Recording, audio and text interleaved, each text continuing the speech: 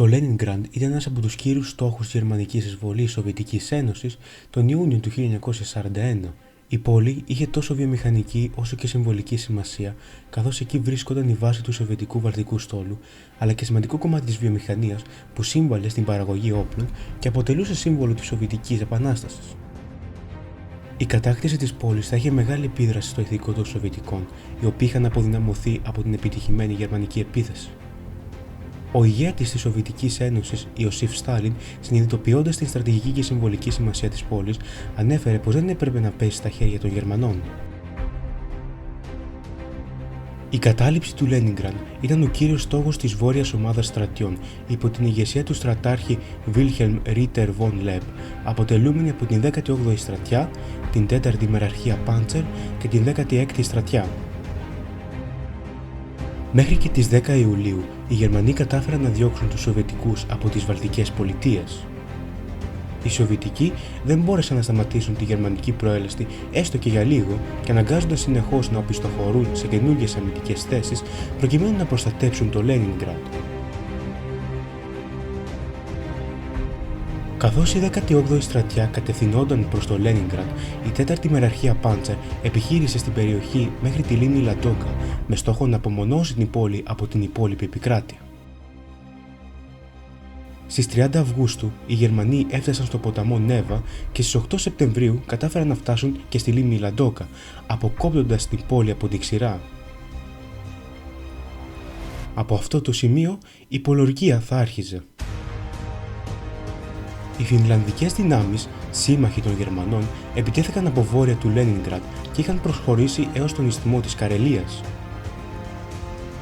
Αυτό όμως επέφερε μεγάλο πρόβλημα για τους Γερμανούς, καθώς οι Φιλανδοί απέκτησαν χαμένα εδάφη από τον πόλεμο του χειμώνα του 1939 και δεν επιθυμούσαν να συνεχίσουν την προέλαση μέχρι την πόλη.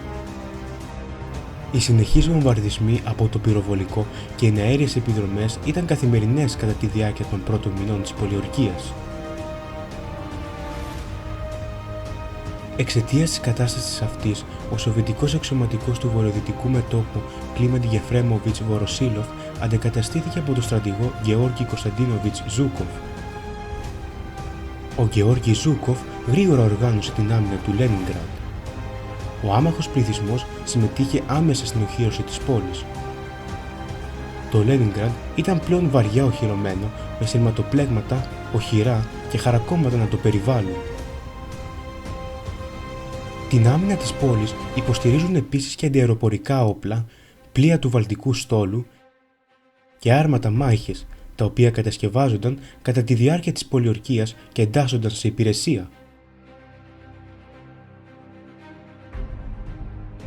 Οι Γερμανοί δεν επιχείρησαν επίθεση μεγάλης κλίμακας, καθώς είχαν εις γνώσεις πως μια τέτοια πράξη θα τους κόστιζε πολλούς στρατιώτες.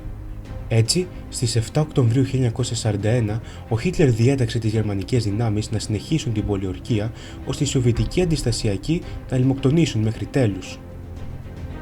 Ωστόσο, οι Γερμανοί δεν περίμεναν να αντικρίσουν τόση ηρωική αντίσταση από τους Σοβιετικούς υπερασπιστές.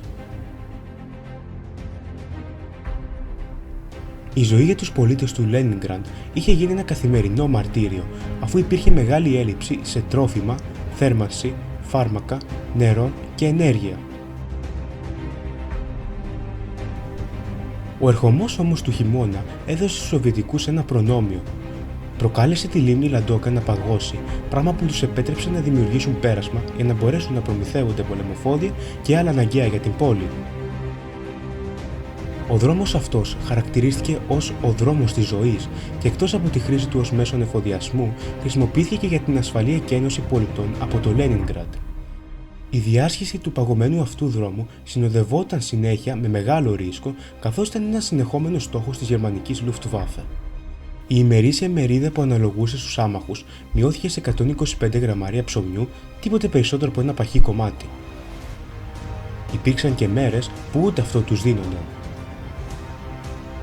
Η πείνα που επικράτησε, ακολουθούμενη από τον ψυχρό χειμώνα, ήταν από τους κύριους λόγους που πέθαναν οι άνθρωποι.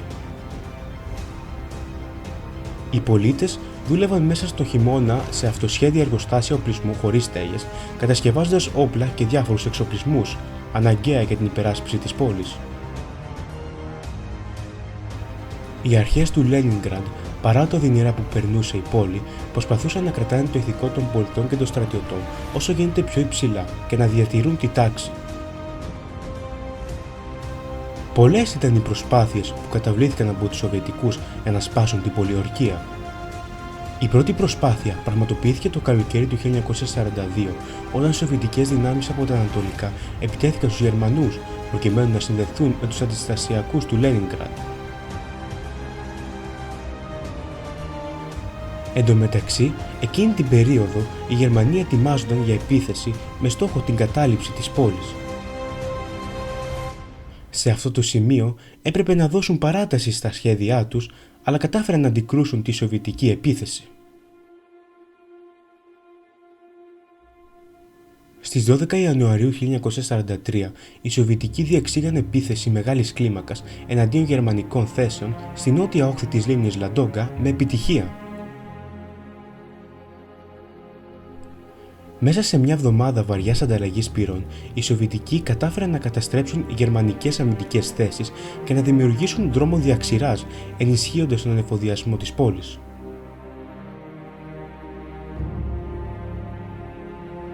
Το 1944, οι Σοβιετικές δυνάμεις πλησίασαν το Λένινγκραντ, αναγκάζοντας τις γερμανικές δυνάμεις να υποχωρήσουν νότια από την πόλη στις 27 Ιανουαρίου.